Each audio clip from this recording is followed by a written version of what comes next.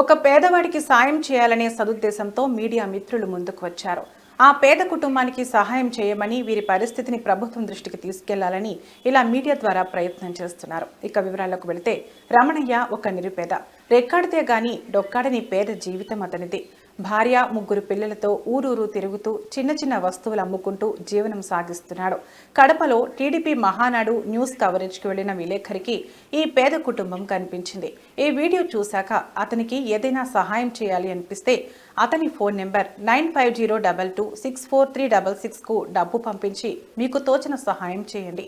3 చిన్నపిల్లలతో ఆదాయం సరిగా లేక ఇలాంటి వాళ్ళు ఎంతో మంది ఇబ్బందులు పడుతుంటారు. అలాంటి వారికి కాస్తో కూస్తో మనకు తోచినంత సాయం చేస్తే ఆ పిల్లలకి కడుపు నిండా అన్నం పెట్టిన వాళ్ళం అవుతామని కోరుతున్నారు. ఇలాంటి పేదవాడికి ప్రభుత్వం సాయం చేస్తే బాగుంటుందని ప్రభుత్వాన్ని కోరుతున్నారు. ఆటో నడుపుకుంటే అయిపోతుంది కదా, దీనికన్నా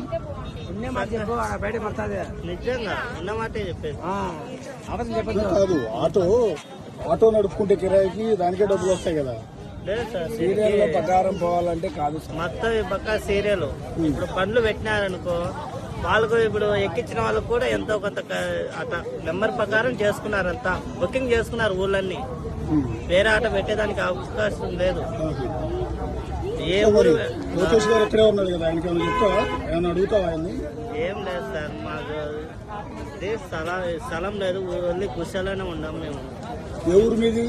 మా సొంత ఊరు కమలాపురం. ఇక్కడనే ఉన్నాం మేము, బతుకు తీరుకు అక్కడ పోయినాము. ఇంకా స్థలాలు అయితే లేవు సార్. అన్ని పిల్లలమ్మా, 3? మరి 3తోటి ఆటోలో నువ్వు కూడా తిరిగి అమ్ముతావా? ఎక్కడికి వెళ్ళి పిల్లల్ని తీసుకుని వెళ్ళాల్సిందేనా? మరి ఇబ్బంది అవుతుందా మా పిల్లలతో? వంట తిండి ఎట్లా?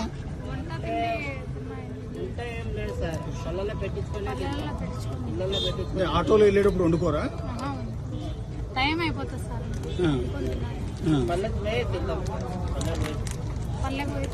ఇప్పుడు మరి మీకే